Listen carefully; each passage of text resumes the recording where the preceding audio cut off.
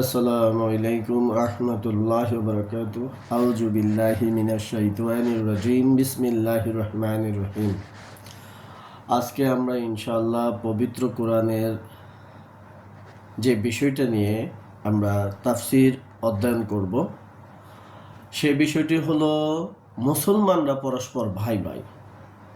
তো আসুন আমরা প্রথমেই পবিত্র কোরআনের সূরা হুজুরাতের 10 নম্বর আয়াতটি অধ্যয়ন করি।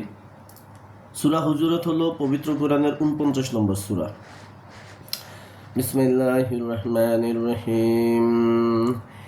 ইন্নামাল মুমিনুনা ইখওয়াতুন ফাসলিহু বাইনা আখওয়াইকুম ওয়াত্তাকুল্লাহা লাআল্লাকুম তুরহামুন। যার অর্থ হলো, আল্লাহ বলেন, মুমিনরা তো পরস্পর ভাই ভাই, মুসলমানরা পরস্পর ভাই ভাই, অতএব তোমাদের ভাইদের মধ্যকার সম্পর্ক ঠিক করে দাও। আল্লাহকে ভয় করো, আশা করা যায় তোমাদের প্রতি মেহেরবানি করা হবে।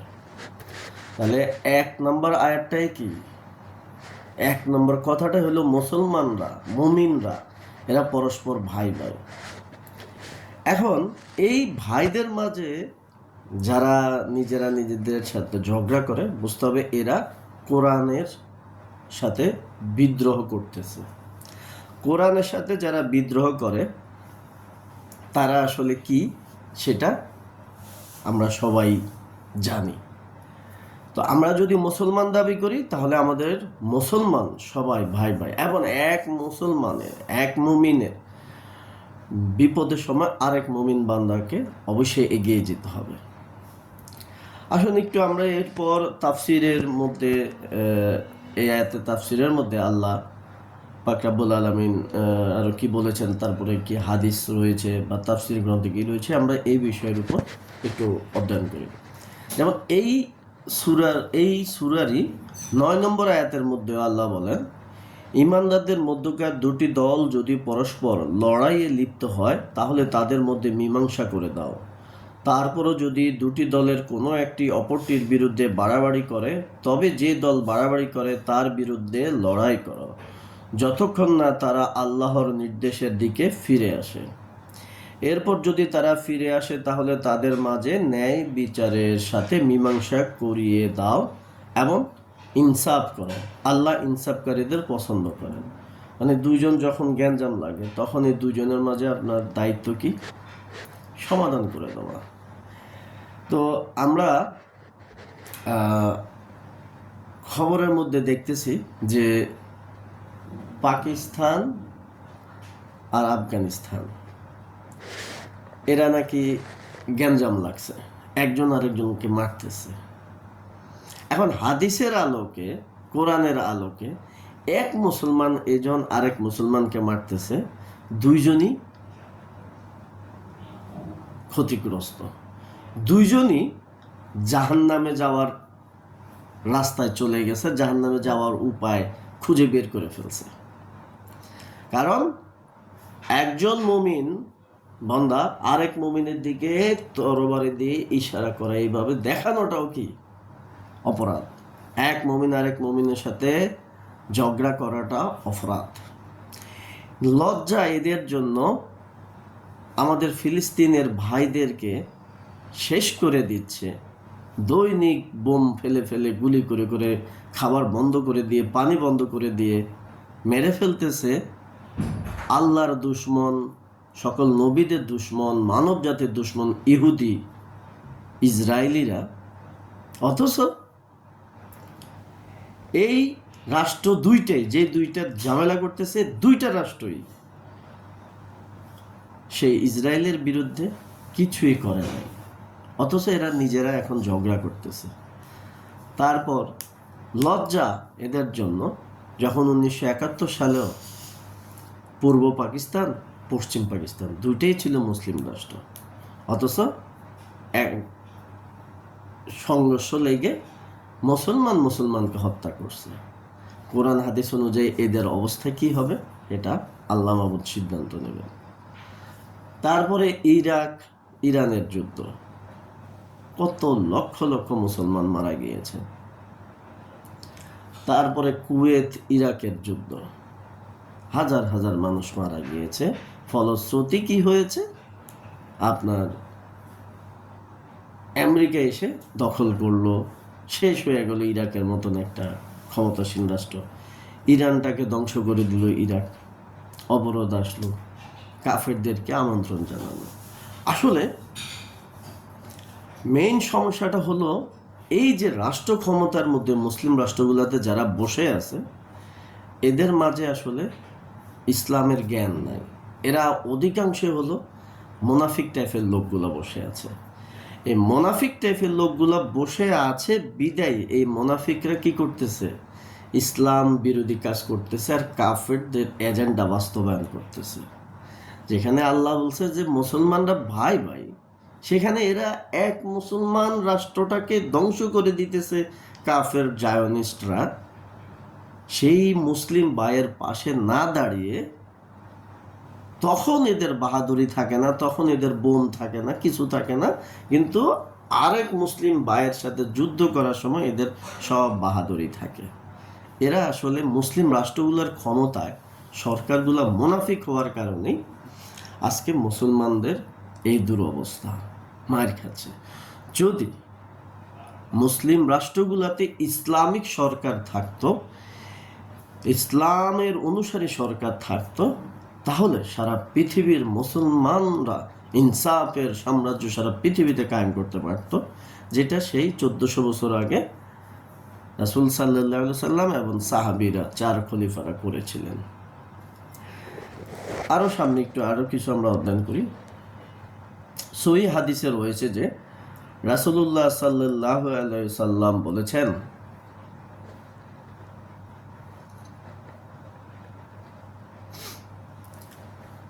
তুমি তোমার ভাইকে সাহায্য করো, সে অত্যাচারী হোক অথবা অত্যাচারিত হোক।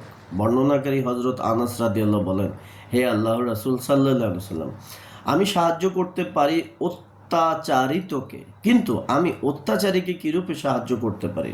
উত্তরে রাসূলুল্লাহ সাল্লাল্লাহু আলাইহি সাল্লাম বললেন, অত্যাচারীকে তুমি অত্যাচার করা হতে বাধা দিবে ও বিরত রাখবে, এটাই হবে তোমার তাকে সাহায্য করা। মানে এই হাদিসটা কি বলতেছে?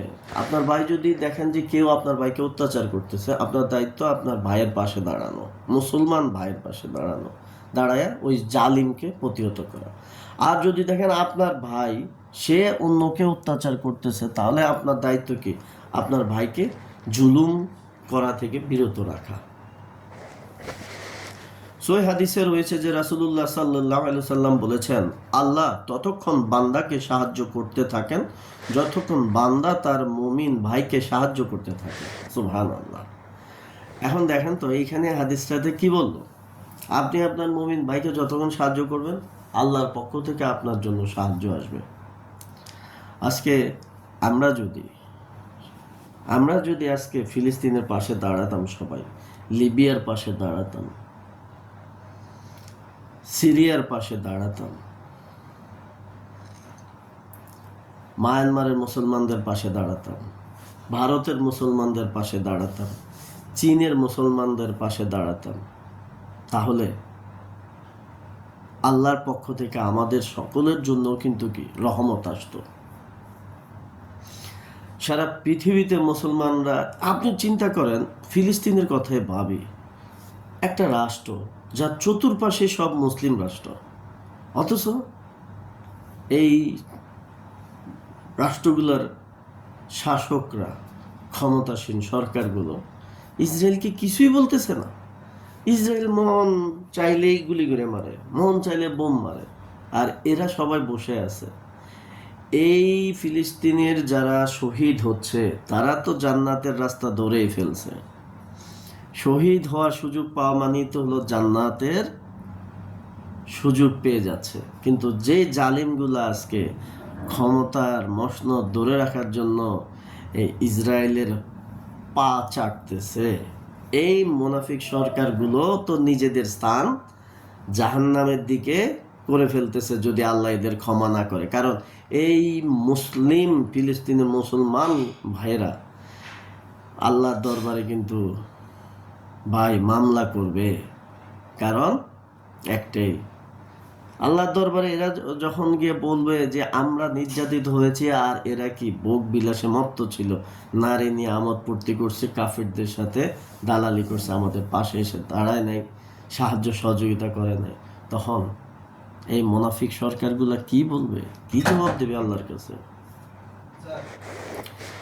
সহিহ হাদিসে আরও রয়েছে, যখন কোনো মুসলমান তার মুসলমান ভাইয়ের অনুপস্থিতিতে তার জন্য দোয়া করে, তখন ফেরেশতা তার দোয়ায় আমিন বলেন এবং বলেন, আল্লাহ তোমাকে অনুরূপই তা প্রদান করুন।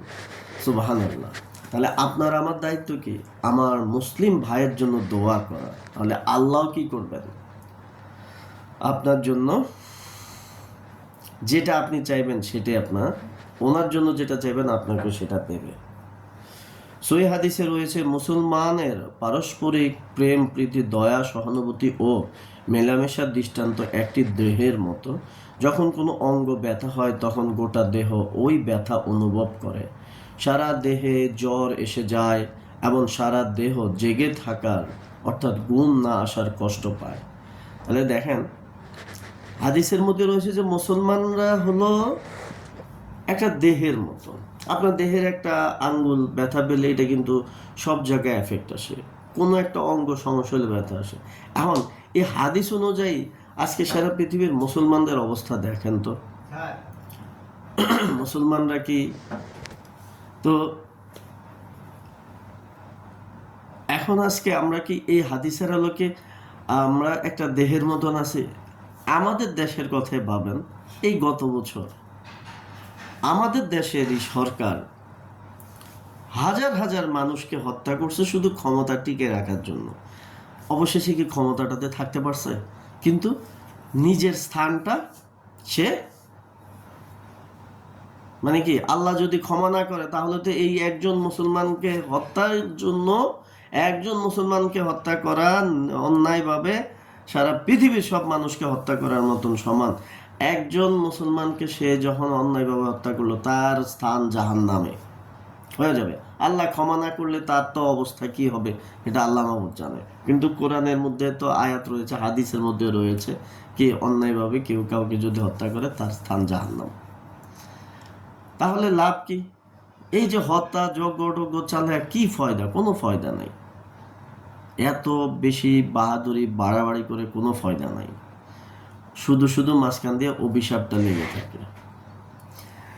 তো আমরা আজকে মুসলমান এক দেহ আছি কিনা দেখেন, সারা পৃথিবীতে মুসলমানদের উপরে এই কাফির মুশরিকরা গণহত্যা চালাচ্ছে। আবার সারা পৃথিবীতে অনেকগুলো মুসলিম রাষ্ট্র রয়েছে যাদের অনেক অর্থ সম্পদ রয়েছে, অস্ত্র রয়েছে, কিন্তু দেখেন হাদিসে হলো যে একটা দেহের একটা অংশ আঘাত পেলে আরেক অংশ সেটার ব্যথা অনুভব করবে, কিন্তু তা না, কি করতেছে না, এরা দিব্যি সেইভাবে আছে। এখন সবচেয়ে বড় ভয় হয় আজকে আমরা বাংলাদেশ, আমাদের আশেপাশে কোনো মুসলিম রাষ্ট্রই নাই, আমাদের পাশে হলো সব মুশরিক রাষ্ট্র। আবার আমরা কোনো মুসলিম রাষ্ট্রের সাথে আমাদের কোনো কি ওই ভালো সম্পর্ক তৈরি করতেছে না আমাদের সরকারগুলো। তাহলে আমরা যদি ওইভাবে শক্তিশালী না হই, ক্ষমতাশীল না হই, তাহলে এই জালিমরা আমাদেরকে যদি আক্রমণ করে কি অবস্থা হবে এটা বুঝতে হবে। তাই সারা পৃথিবীর সব মুসলমানের, এক মুসলমানের বিপদে আরেক মুসলমানকে আগে আসতে হবে। তাহলেই হাদিসের অনুযায়ী আমরা ওই মানের মুসলমান হব। যদি আমরা আমার ভাইয়ের বিপদে না আগায় আসি তাহলে বুঝতে হবে যে আমি যেই মানের মুসলমান হওয়ার, আমরা ওই মানের মুসলমান নই। সহিহ হাদিস আছে, এক মুমিন অপর মুমিনের জন্য একটি দেয়ালের মতো, যার একটি অংশ অপর অংশকে শক্ত ও দৃঢ় করে। অতঃপর রাসূলুল্লাহ সাল্লাল্লাহু আলাইহি সাল্লাম তার এক হাতের অঙ্গুলিগুলোকে অপর হাতের অঙ্গুলিগুলোর মধ্যে প্রবেশ করিয়ে দেখিয়ে দেন। হযরত শাহল ইবনে সাদ সাঈদী রাদিয়াল্লাহু তে বর্ণিত আছে যে রাসূলুল্লাহ সাল্লাল্লাহু আলাইহি ওয়াসাল্লাম বলেছেন, মুমিনের ঈমানদারের সাথে ওই সম্পর্ক রয়েছে যে সম্পর্ক মাথার দেহের সাথে রয়েছে।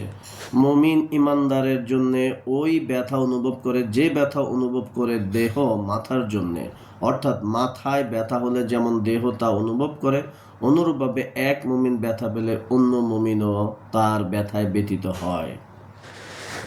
তাহলে এবার ভাবেন তো, আজকে আমাদের ভাইদেরকে মেরে ফেলতেছে, আজকে যে সকল মুসলিম রাষ্ট্রে ক্ষমতা আছে অথচ কি ব্যথা অনুভব করতেছে না, তারা আসলে প্রকৃত মুমিন কি না?